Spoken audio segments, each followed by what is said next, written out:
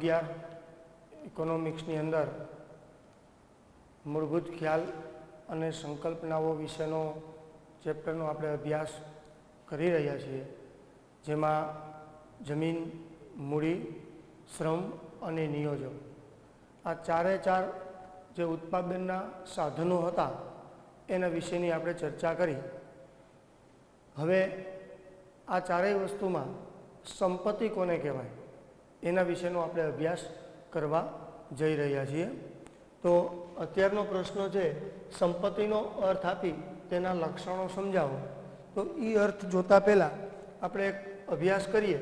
તો ઉત્પાદનના સાધનોમાં જમીન, મૂડી, શ્રમ અને નિયોજક આ ચારે ચાર જે બાબતોનો આપણે અભ્યાસ કર્યો એને આપણે ઉત્પાદનના સાધન તરીકે ઓળખીએ છીએ. આ જે ઉત્પાદનના સાધનો હતા એની અંદરથી જે સંપત્તિ તરીકે જેનો ઉપયોગ કરવાનો છે, તો પહેલી વસ્તુ તો એ કે વિશ્વનો દરેક વ્યક્તિ જમીન, મૂડી, શ્રમ અને નિયોજક આ ચારેયના ઉપયોગથી વ્યક્તિ શું મેળવવા માગે છે? તો કે વ્યક્તિ જે સંપત્તિ મેળવવા માગે છે. તો આ સંપત્તિ એટલે શું? આ પ્રશ્ન તમારા મનમાં પહેલો હોવો જોઈએ. કારણ કે વૈશ્વિક સ્તર ઉપર જોવા જાવ તો દરેક વ્યક્તિ છે એ કોઈને કોઈ પ્રકારની આવક પ્રાપ્ત કરી અને એ આવકમાંથી એ કોઈને કોઈ પ્રકારે કોઈ પણ પ્રકારે સંપત્તિ પ્રાપ્ત કરવાનો પ્રયત્ન કરે છે. અગાઉ આપણે વિડીયો લેક્ચરની અંદર જોયું કે વિશ્વનો કોઈ પણ વ્યક્તિ છે એ ગમે એટલી આવક પ્રાપ્ત કરતો હોય પણ એ આવકનો એ મોટા ભાગનો ખર્ચ એ ક્યાં કરે છે? તો કે એ વ્યક્તિ છે એ પોતે સંપત્તિની અંદર ખર્ચ કરે છે. હવે આ સંપત્તિ એટલે શું? તો સંપત્તિનો અર્થ શું થાય? તો પહેલી વસ્તુ તો એ છે કે સંપત્તિના અર્થ માટે જે વસ્તુ ઉપયોગી હોય. પહેલી વસ્તુ શું છે? સંપત્તિ એને જ કહેવાય કે જે વસ્તુ છે એ ઉપયોગી હોય. જે વસ્તુ ઉપયોગી છે એને જ સંપત્તિ તરીકે ઓળખી શકાય. ઉપયોગી જે વસ્તુ છે એ વસ્તુ પાછી બીજી બાબત છે અછતવાળી હોય. કેવી હોય? ઉપયોગી તો હોય જ પણ એ અછતવાળી હોય. જે વસ્તુ ઉપયોગી છે અને અછતવાળી છે એ વસ્તુનો વિનિમય શક્ય છે. એ વસ્તુનો વિનિમય શક્ય છે. કારણ કે જે વસ્તુ ઉપયોગી હોય, અછતવાળી હોય, બરાબર, એ વસ્તુ વિનિમયને પાત્ર હોય જ. અને જે વસ્તુની અંદર અથવા જે ચીજની અંદર ઉપયોગિતાનું મૂલ્ય હોય, અછતનું મૂલ્ય હોય, એ વિનિમય પાત્રનું મૂલ્ય હોય, આ ત્રણેયનો જ્યાં સમન્વય થતો હોય એ જગ્યાએ હંમેશાને માટે એ વસ્તુનો માલિકી હક, એ વસ્તુનો માલિકી હક છે એની અંદર બદલાવ આવે જ.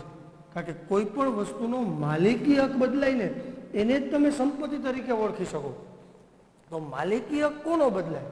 તો કે જે વસ્તુ વિનિમયને પાત્ર હોય. હવે તમને પ્રશ્ન થાય વિનિમયને પાત્ર કઈ વસ્તુ હોય? તો કે જે વસ્તુની અછત હોય. તમને થાય અછત કેની હોય? તો કે જે વસ્તુ ઉપયોગી છે એની જ અછત હોય, એનો જ વિનિમય થાય અને એનો જ માલિકી હક બદલી શકાય. કારણ કે જે વસ્તુનો માલિકી હક બદલી શકાતો નથી એવી વસ્તુને ક્યારે પણ તમે સંપત્તિ તરીકે ઓળખી શકતા નથી. હવે માલિકી હક બદલાય છે પણ અહીંયા જે માલિકી હક છે એ હંમેશાને માટે વ્યક્તિગત હોવો જોઈએ. કેવો હોવો જોઈએ? વ્યક્તિગત માલિકી હક હોવો જોઈએ. જો વ્યક્તિગત માલિકી હક હોય તો જ એને સંપત્તિ તરીકે ઓળખી શકાય. આજે કોઈ વસ્તુનો માલિક હું છું તો એ મારી વ્યક્તિગત માલિકીની છે. એ વસ્તુ કોઈ વ્યક્તિની જરૂરિયાત છે, એ વ્યક્તિને એને ટૂંકમાં ખરીદવી છે, તો હું એને વેચું છું તો વેચતા સમયે મારો માલિકી હક રદ થશે અને એ વ્યક્તિનો માલિકી હક છે એ એને પ્રાપ્ત થશે. એટલે ટૂંકમાં સંપત્તિના અર્થની અંદર તમારે આ ચાર શબ્દોનો ઉપયોગ કરવો પડે. જે વસ્તુ ઉપયોગી હોય, અછતવાળી હોય, વિનિમય પાત્ર હોય, ઉપરાંત જેનો માલિકી હક બદલાઈ શકતો હોય એવી વસ્તુને જ અથવા એવી ચીજ વસ્તુને જ સંપત્તિ તરીકે ઓળખવામાં આવે. એ સિવાયની એક પણ વસ્તુને તમે સંપત્તિ તરીકે ઓળખી શકતા નથી. ફરી વખત કે ઉત્પાદનના ચાર સાધનો, આ ચારેય સાધનોનો કોઈ પણ વ્યક્તિ ઉપયોગ કરે છે. ઉપયોગ કરી અને જે કાંઈ આવક પ્રાપ્ત કરે છે એ આવકમાંથી શું ખરીદી કરે છે? તો કે સંપત્તિની ખરીદી કરે છે. તો પ્રશ્ન તમને એ થાય સંપત્તિ કોને કહેવી? તો કે જે વસ્તુ ઉપયોગી હોય, અછતવાળી હોય, વિનિમય પાત્ર હોય અને જેનો માલિકી હક બદલાઈ શકતો હોય અથવા માલિકી વ્યક્તિગત રીતે પ્રાપ્ત થઈ શકતી હોય એવી ચીજ વસ્તુને જ તમે સંપત્તિ તરીકે ઓળખી શકો. એ સિવાયની એક પણ વસ્તુને તમે સંપત્તિ તરીકે ઓળખી શકતા નથી. માની લો કે બુદ્ધિ, જ્ઞાન. હવે જ્ઞાન છે ઉપયોગી છે, અછતવાળું છે, પણ એ વિનિમયને પાત્ર નથી. એનો માલિકી હક ન બદલી શકાય. મારા જ્ઞાનનો માલિકી હક મારો જ રહે, તમારા જ્ઞાનનો માલિકી હક તમારો જ રહે. મારું જ્ઞાન હું તમને નથી આપી શકતો, તમારું જ્ઞાન તમે મને નથી આપી શકતા. માત્ર તમે માહિતી આપી શકો છો, પણ ત્યાં વિનિમયને પાત્ર એટલે કે જ્યાં લેવડ દેવડની પ્રક્રિયા છે, જ્યાં લેણ દેણની પ્રક્રિયા છે, જ્યાં વસ્તુ અને નાણાંનો જ્યાં વિનિમયની પ્રક્રિયા છે, એ વિનિમયની પ્રક્રિયા અહીંયા બનતી નથી. એટલા માટે એને સંપત્તિ કહી શકાય નહીં. દાખલા કે જમીન. હવે જમીન છે બરોબર, એ ઉપયોગિતાવાળી છે તો કે આ, અછતવાળી છે તો કે આ, વિનિમયને પાત્ર છે તો કે આ, માલિકી હક બદલાઈ શકે તો કે આ. તો જમીનને તમે સંપત્તિ તરીકે ઓળખી શકો. કારણ કે કોઈ પણ વસ્તુની સંપત્તિ છે એ સંપત્તિ ત્યારે જ કહેવાય કે પહેલી વસ્તુ તો એ વ્યક્તિને ઉપયોગી હોવી જોઈએ. અને જે વસ્તુ ઉપયોગી છે એ વસ્તુ અછતવાળી હોય જ, અને જે વસ્તુ અછતવાળી છે એનો વિનિમય હોય જ, અને જેનો વિનિમય થઈ શકે એમાં માલિકી હક છે એમાં બદલાવ આવે જ. અને માલિકી હક જો બદલાવ આવે તો એને સંપત્તિ તરીકે તમે ઓળખી શકો. હવે સંપત્તિના લક્ષણો કે સંપત્તિ ટૂંકમાં જે લાક્ષણિકતા કેવી, તો કે સંપત્તિની લાક્ષણિકતામાં પહેલું આવે છે તૃષ્ટિગુણ. તો તૃષ્ટિગુણની અંદર મેં તમને આનો સીધો અર્થ કીધો હતો કે સંતોષવાનો ગુણ. બરોબર, સંતોષવાનો ગુણ. હવે સંતોષવાનો ગુણ એટલે શું, તો કે વ્યક્તિને કોઈ પણ ચીજ કે વસ્તુની અંદરથી જો સંતોષ પ્રાપ્ત થતો હોય, એને એમાંથી કંઈક ટૂંકમાં પોતાની જરૂરિયાત પૂર્ણ થતી હોય એવી વસ્તુને તમે તૃષ્ટિગુણ તરીકે ઓળખી શકો. તૃષ્ટિગુણનો સીધો શબ્દ થાય સંતોષવાનો ગુણ. હવે જે ચીજ વસ્તુ હોય બરોબર, એ ચીજ વસ્તુ છે એ વ્યક્તિની જરૂરિયાતને સંતોષે છે.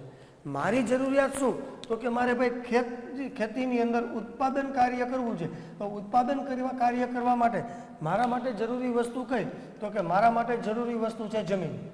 હવે મારી જે જરૂરિયાત સંતોષતી હોય બરોબર, એ દરેક વસ્તુને સંપત્તિ તરીકે ઓળખી શકાય. સંપત્તિમાં તૃષ્ટિગુણનો ભાગ એક યા બીજી રીતે રહેલો હોય જ. એક્ઝામ્પલ તરીકે બાઇક.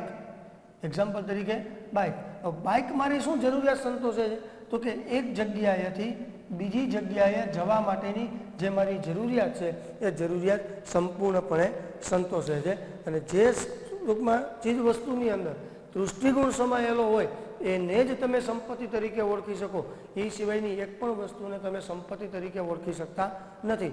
મારા માટે જે નાણાંની બાબત છે, તો નાણાં મારી શું જરૂરિયાત સંતોષે છે, તો કે મારે જે વસ્તુની જરૂર છે એ જરૂરિયાત પૂર્ણ કરવા માટે મારે નાણાંનો શું કરવો પડે છે, તો કે વિનિમય. તો જેનો હું વિનિમય નાણાં સાથે કરું છું એના બદલામાં મને જે ચીજ વસ્તુ મળે છે એ ચીજ વસ્તુની અંદર મારો એક યા બીજી રીતે તૃષ્ટિગુણ રહેલો છે.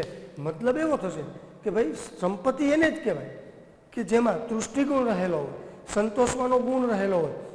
મને એમાંથી કાંઈક પ્રાપ્ત થઈ શકતું હોય. જો મને એમાંથી કાંઈક પ્રાપ્ત થઈ શકતું હોય તો જ મને એમાંથી સંતોષ પ્રાપ્ત થાય, નહીંતર મને એમાંથી કોઈ સંતોષ પ્રાપ્ત થતો નથી. જેમાંથી સંતોષ પ્રાપ્ત નથી થતો એ વસ્તુ વિનિમયને પાત્ર જ નથી. કારણ કે મને સંતોષ પ્રાપ્ત નથી થતો એનો માલિકી હક હું જ નહીં લઉં.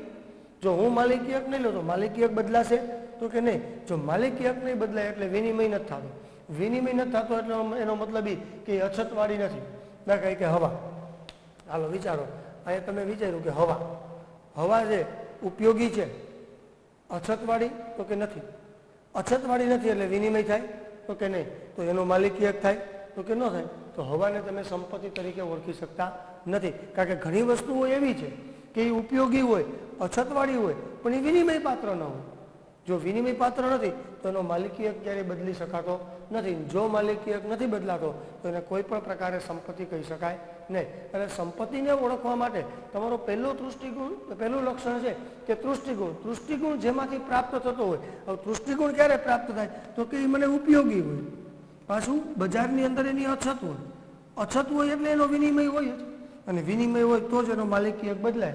અને માલિકી હક બદલાય તો જ તમને તૃષ્ટિગુણ પ્રાપ્ત થઈ શકે, નહીંતર એમાંથી તમને તૃષ્ટિગુણ ક્યારે કોઈ પણ પ્રકારે પ્રાપ્ત થઈ શકતો નથી.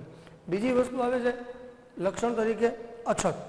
હવે જે ચીજ વસ્તુ છે, વિચારજો, જે ચીજ વસ્તુ છે એ ઉપયોગિતાનું મૂલ્ય દર્શાવે છે, ઉપયોગિતા મૂલ્ય ધરાવે છે, બરોબર.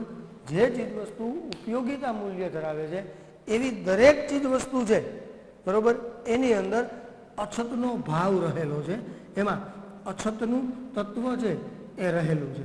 હવે ઉપયોગિતા મૂલ્ય ધરાવતી દરેક વસ્તુમાં અછતનું મૂલ્ય રહેલું છે એવું શું કામ કીધું? તો કે જે વસ્તુ ઉપયોગી છે એનો ઉપયોગ છે એ દરેક વ્યક્તિ કરવા માગે છે, એનો ઉપયોગ દરેક વ્યક્તિ કરવા માગે છે. હવે જે વસ્તુનો ઉપયોગ દરેક વ્યક્તિ કરવા માગતો હોય, દરેક વ્યક્તિ એનો ઉપયોગ કરવા ઈચ્છતો હોય, બરોબર, એ વસ્તુ છે એની બજારની અંદર માંગમાં શું થશે? તો કે માંગમાં થશે વધારો. જો એનો માંગમાં વધારો થશે તો એનો પુરવઠાની અંદર શું થશે? તો કે ઘટાડો. જો એમાં માંગમાં વધારો થતો હોય અને પુરવઠામાં ઘટાડો થતો હોય તો એ વસ્તુ છે એની બજારની અંદર અછત ઊભી થશે. કારણ કે જો અછત ઊભી થાય, બરાબર, તો જ એને સંપત્તિ તરીકે ઓળખી શકાય, નહીંતર એને સંપત્તિ તરીકે ઓળખી શકાતું નથી. હવે એનું મૂલ્ય કઈ રીતે હોય? તો કે અછતવાળી વસ્તુ છે એનું ઉપયોગિતા મૂલ્ય. હવે ઉપયોગિતા મૂલ્ય છે એ કેટલું હોવું જોઈએ? તો કે ઉપયોગિતા મૂલ્યનો આધાર છે એ વસ્તુની માંગ અને વસ્તુના પુરવઠા પર રહેલો છે. જો માંગ વધુ હોય અને પુરવઠો ઓછો હોય તો ઉપયોગિતા મૂલ્ય છે એ કેવું આવશે? તો કે વધુ. પણ જો આનાથી વિરુદ્ધ માંગ છે એ ઓછી હોય અને પુરવઠો જો વધુ હોય તો ઉપયોગિતા મૂલ્ય છે એ કેવું છે? ઓછું. તો કે ઉપયોગિતા મૂલ્ય ઓછું હોય અથવા તો ઉપયોગિતા મૂલ્ય વધુ હોય, બેમાંથી એક, કાં તો વધુ હશે કાં તો ઓછું હશે. પણ ઉપયોગિતા મૂલ્ય નહીં જ હોય એવું તમે ક્યારેય કહી શકો નહીં. પણ જેનું ઉપયોગિતા મૂલ્ય નથી એ વસ્તુને તમે ક્યારેય સંપત્તિ તરીકે ઓળખી શકતા નથી. એટલે પહેલો સંપત્તિનો લક્ષણ હતું કે એમાં તૃષ્ટિગુણ હોવો જોઈએ, એમાંથી માણસને કંઈક સંતોષ પ્રાપ્ત થવો જોઈએ, એમાંથી માણસની કંઈક જરૂરિયાત પૂર્ણ થતી હોવી જોઈએ. અને બીજું જે લક્ષણ છે એ અછત. તો જે વસ્તુની ઉપયોગિતા મૂલ્ય છે ને એ વસ્તુની બજારમાં હંમેશાને માટે અછત છે. મેં તમને ઉદાહરણ આપ્યું હવા. હવાનું ઉપયોગિતા મૂલ્ય છે પણ એ અછત નથી, એટલા માટે એને સંપત્તિ કહી શકાય નહીં. જે વસ્તુનું ઉપયોગિતા હોય, અછતવાળી હોય, વિનિમય પાત્ર હોય અને માલિકિયત, આ ચાર સ્ટેપ જ્યાં સુધી ન થાય ત્યાં સુધી તમે એને ક્યારેય સંપત્તિ તરીકે ઓળખી શકતા નથી. સંપત્તિ તરીકે તમે તો જ ઓળખી શકો કે આ ચારેય સ્ટેપનું પાલન થવું જોઈએ. સંપત્તિનો અર્થ યાદ રાખો એટલે એના તૃષ્ટિગુણ છે તમને ઓટોમેટિક આવડશે. કારણ કે સંપત્તિના અર્થની અંદર ચાર શબ્દ છે કે જે વસ્તુની ઉપયોગિતા હોય, એ વસ્તુ અછતવાળી હોય અને વિનિમયને પાત્ર હોય, ઉપરાંત જેનો માલિકીહક બદલાવી શકાય એવી વસ્તુને જ તમે સંપત્તિ તરીકે ઓળખી શકો. અને આવી વસ્તુ છે એનો હંમેશાને અછતવાળી હશે. એનું ઉપયોગિતા મૂલ્ય બજારની અંદર માંગ અને પુરવઠા પર આધારિત હશે. જો માંગ અને પુરવઠામાં જે ઉતાર ચઢાવ આવે એમ એના ઉપયોગિતા મૂલ્યની અંદર ઉતાર ચઢાવ ટૂંકમાં જોવા મળે છે. હવે ત્રીજા લક્ષણ તરીકે આવે છે બાહ્ય રૂપ ધરાવે છે. તો બાહ્ય રૂપની અંદર વિચારજો કે કોઈ પણ એક વસ્તુ છે એ સંપત્તિ છે કે નહીં? કોઈ પણ ચીજ વસ્તુ છે એ સંપત્તિ છે કે નહીં? પહેલો પ્રશ્ન તો તમારે એ વિચારવાનો છે કે ભાઈ સંપત્તિ છે, બરોબર, સંપત્તિ છે કે નહીં? હવે કોઈ પણ એક વસ્તુ તમે લઈ લો, એ સંપત્તિ છે કે નહીં એનો ખ્યાલ કેમ આવે? તો કે સંપત્તિ છે કે નહીં એનો ખ્યાલ છે ને એના બાહ્ય રૂપ ઉપરથી આવે. રૂપ, રંગ, કદ, આકાર, વજન, છાપ, આવી કોઈ વસ્તુ તમે જોઈ શકવા જો એનું કાંઈક બાહ્ય રૂપ હોવું જોઈએ. મેં તમને એ ઉદાહરણ આપ્યું હવા. હવાને સંપત્તિ ક્યારેય ન કહેવાય. ન કહેવાય એનું કારણ એક આ પણ આવશે, એનું બાહ્ય રૂપ નથી, એને જોઈ શકાતી નથી, માત્ર અનુભવી શકાય છે પણ જોઈ શકાતી નથી. એટલે જે વસ્તુ છે, બરોબર, એ સંપત્તિ છે કે નહીં એનો આધાર છે ને એ વસ્તુના બાહ્ય રૂપ ઉપર છે. કારણ કે બાહ્ય રૂપ ઉપરથી છે, બરોબર, એ તો તમે નક્કી કરી શકો કે આ સંપત્તિ છે કે નથી. જેનું બાહ્ય રૂપ છે, જેનું બાહ્ય રૂપ છે એ જ વસ્તુનો માલિકી હક નક્કી થઈ શકે. એ સિવાયની એક પણ વસ્તુનો તમે ક્યારેય માલિકી હક નક્કી કરી શકતા નથી. કારણ કે ઘણી બધી વસ્તુઓ એવી છે કે એમાંથી તમારી ઉપયોગિતા મૂલ્ય ધરાવે છે, અછતવાળી પણ હોઈ શકે, પણ એ વસ્તુ છે એ જોઈએ તે એટલે એ પ્રમાણમાં બાહ્ય રૂપ ધરાવતી નથી. હાલો, અહીંયા આપણે હવા લીધું, શુદ્ધ હવા, શુદ્ધ હવા ઉપયોગિતા મૂલ્ય ધરાવે છે, શુદ્ધ હવાની અછત પણ જોવા મળે છે, વિનિમયને પાત્ર પણ છે, પણ માલિકી હક બદલી શકાતો નથી. માલિકી હક નથી બદલી શકાતો એનું મુખ્ય કારણ શું? તો કે એ બાહ્ય રૂપ ધરાવતી નથી. કારણ કે માલિકી હક બદલવા માટે કોઈ પણ ચીજ કે વસ્તુ છે એનું બાહ્ય રૂપ હોવું આવશ્યક છે. જેનું બાહ્ય રૂપ નથી, જેનો રૂપ, રંગ, કદ, આકાર, વજન, છાપ જો વ્યક્તિ નક્કી નથી કરી શકતો એ વસ્તુને ક્યારેય તમે સંપત્તિ કહી શકો નહીં. આપણે અત્યાર સુધીની દરેક બાબતોની અંદર આપણે સંપત્તિ એટલે આપણે ટૂંકમાં જોઈ શકાય એવી દરેક વસ્તુ, તો એની અંદર બધી વસ્તુ આવી ગઈ. તમે જોઈ જ વસ્તુને શકવાના કે જેનું બાહ્ય રૂપ છે. વૃક્ષો એની સંપત્તિ કહેવાય કારણ કે ઉપયોગિતા મૂલ્ય ધરાવે, અછતવાળી પણ છે, વિનિમયને પાત્ર પણ છે, માલિકી હકે બદલી શકાય કારણ કે વૃક્ષને જોઈ શકાય છે, એનું બાહ્ય રૂપ છે. જેનું બાહ્ય રૂપ નથી ને એને જ તમે સંપત્તિ નહીં કહી શકો. બાકી જેનું બાહ્ય રૂપ છે એને સંપત્તિ કહી શકો. કારણ કે સમાજની અંદર આપણે સંપત્તિ શબ્દ ઘણી વખત સાંભળ્યો છે, પણ એ સંપત્તિ કેને કહેવી, એ સંપત્તિની બાબત શું? બેંકમાં લાખો રૂપિયા હોય, કરોડો રૂપિયા હોય, પણ એનું બાહ્ય રૂપ નથી એટલા માટે એને તમે સંપત્તિ કહી શકો ને. પણ એ રૂપિયા તમે બેંકમાંથી ઉપાડીને તમે કોઈ વસ્તુની ખરીદી કરો, જમીન, મકાન, યંત્રની ખરીદી, તો એ બાહ્ય રૂપ ધરાવે છે, તો એને સંપત્તિ તરીકે તમે ઓળખી શકો. એટલે ત્રીજા લક્ષણ તરીકે કે જેનું બાહ્ય રૂપ છે, બરાબર, એને જ સંપત્તિ તરીકે ઓળખી શકાય, બાકી સંપત્તિ કહી શકાય નહીં. પહેલાં કોઈ પણ વસ્તુને સંપત્તિ છે કે નહીં નક્કી કરવું એટલે તમારા મનની અંદર પહેલો પ્રશ્ન કરો કે આ વસ્તુ સંપત્તિ છે કે નહીં. હવે છે કે નહીં એનો આધાર કેના પર છે? તો કે તમે એને જોઈ શકો છો. હાલો, જોઈ શકાય છે. જોયા પછી ઉપયોગિતાવાળી છે, અછતવાળી છે, વિનિમય પાત્ર થાય, માલિકી હક બદલી શકાય. જો આ બધું ઓકે આવતી હોય તો જ એને સંપત્તિ તરીકે ઓળખી શકાય, બાકી એક પણ વસ્તુને તમે સંપત્તિ તરીકે ઓળખી શકતા નથી. ચોથી બાબત આવે છે વિનિમયની ક્ષમતા. જો વિનિમય પાત્ર અને વિનિમય ક્ષમતા, બરાબર, એ બંને વચ્ચે છે ઘણો બધો તફાવત છે. અહીંયા વિનિમય ક્ષમતા એટલે એક પ્રકારની એની કિંમત નક્કી થાય છે. કિંમત કહેતા એક પ્રકારનું એનું મૂલ્ય નક્કી થાય છે, લેવડ દેવડનું, કે ભાઈ વિનિમયની ક્ષમતા કેટલી, બરાબર. તો વિનિમયની ક્ષમતાની અંદર, બરાબર, કેટલી હોય? તો કે જે વસ્તુની અંદર વ્યક્તિનો જેટલી જરૂરિયાત સંતોષવાનો ગુણ હોય ને એટલી એની ક્ષમતા હોય. મારી જરૂરિયાત કેટલી, અતિ આવશ્યક મારા માટે વસ્તુ છે, તો હું કોઈ પણ ટૂંકમાં મૂલ્યમાં, કોઈ પણ ભાવે એ વસ્તુ ખરીદવા માટે પ્રોત્સાહિત થાય. કારણ કે વિનિમય ક્ષમતા અને વિનિમય આ બે વચ્ચે ઘણું બધું અંતર છે. વિનિમય ક્ષમતાનો આધાર છે એ કોઈ પણ વસ્તુની અછત ઉપર આધાર રાખે. જો અછતનું પ્રમાણ વધુ હોય તો વિનિમય જે એની ક્ષમતા છે, બરાબર, એ વધુ હોય. જો અછતનું પ્રમાણ ઓછું હોય તો એની જે ટૂંકમાં વિનિમયની ક્ષમતા છે, બરાબર, એનું પ્રમાણ કેવું જોવા મળશે?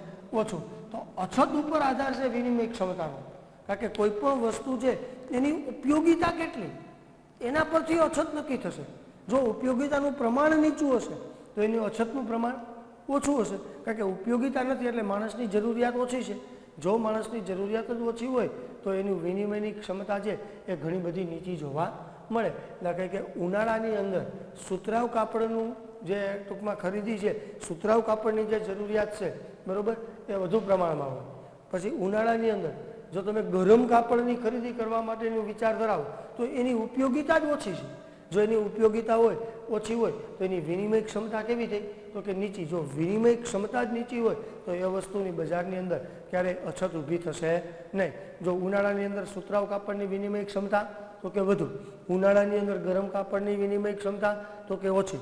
પછી ચોમાસાની અંદર ટૂંકમાં જે રેઇનકોટ છે, છત્રી છે, એની વિનિમય ક્ષમતા તો કે વધુ. પછી શિયાળાની અંદર રેઇનકોટ કે છત્રીની વિનિમય ક્ષમતાનું પ્રમાણ નીચું. તો કોઈ પણ વસ્તુ છે ને એની વિનિમય ક્ષમતા હોવી જોઈએ.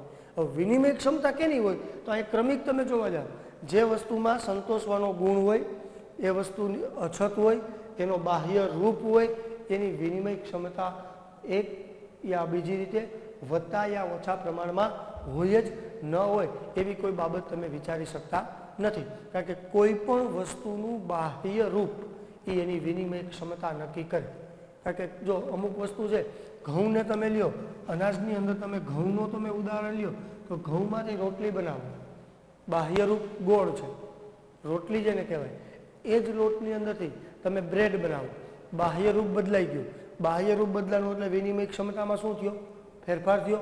હવે એ જ ઘઉંના લોટમાંથી બરાબર તમે કંઈક અન્ય કોઈ ચીજ વસ્તુ બનાવો તો બાહ્ય રૂપ બદલ્યું, જેટલા બાહ્ય રૂપ બદલે એટલી એની વિનિમય ક્ષમતાની અંદર શું થશે? વધારો ઘટાડો થશે. દાખલા કે બજારની અંદરથી તમે માટીની ખરીદી કરો, તો બજારની અંદરથી માટીની ખરીદી કરી, એ માટીમાંથી તમે એક માટલું બનાવ્યું. માટીમાંથી શું બનાવ્યું? માટલું. હવે માટી છે એ સંપત્તિ કહેવાય. શું કામે? કે જો માટીમાં તૃષ્ટિગુણ છે, અછતવાળી છે, બાહ્ય રૂપ ધરાવે છે, વિનિમય ક્ષમતા કેટલી એ નક્કી કરવા માટે માટીની વિનિમય ક્ષમતા છે એ જેના કરતાં એમાંથી જે ઘડતર કરી અને માટલું બનાવ્યું, એટલે માટલું બનાવ્યું એટલે વિનિમય ક્ષમતામાં શું થયો? તો કે વધારો. વિનિમય ક્ષમતામાં વધારો શું કામ થયો? તો કે માટીમાંથી જે તૃષ્ટિગુણ મળતો હતો એના કરતાં વધુ પ્રમાણમાં તૃષ્ટિગુણ તમને ક્યાંથી મળે છે? તો કે માટલામાંથી. માટીની જે બજારમાં અછત હતી એના કરતાં માટલાની અછત બજારમાં વધુ છે. માટીનો જે દેખાવ હતો એના કરતાં માટલાનો દેખાવ અલગ છે. તો માટીમાંથી માટલું બને એટલે વિનિમય ક્ષમતામાં વધારો થાય. માટીમાંથી કોઈ ટૂંકમાં આપણે મકાન ચણવા માટેની જે ઈંટ બને એમાં વધારો થાય. ટૂંકમાં આપણે કાળા પથ્થર જેને કહીએ છીએ એ મોટા મોટા પથ્થર છે એ જમીનમાંથી કાઢો તો એ પથ્થરનું તૃષ્ટિગુણ છે, અછતવાળાય છે, બાહ્ય રૂપે છે, પણ એની વિનિમય ક્ષમતા છે એ નાની નાની એમાંથી કાંકરી બનાવવામાં આવે તો એનું બાહ્ય રૂપ બદલાયું.